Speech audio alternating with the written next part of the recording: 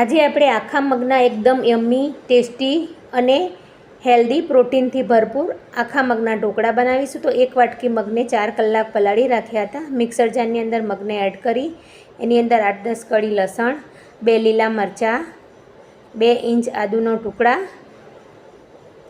સ્વાદ મુજબ મીઠું,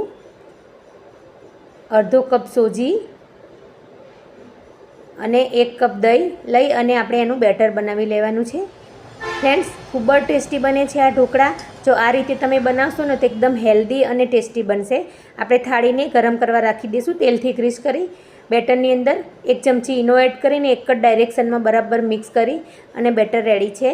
હવે આપણે ગરમ કરેલી ડીશની અંદર બેટરને રાખી અને ઉપરથી જીરું અને મરી પાવડર સ્પ્રિંકલ કરીશું. આનાથી ખૂબ જ સરસ ટેસ્ટ આવે છે. ફ્રેન્ડ, તમે મરી પાવડર જરૂરથી એડ કરજો.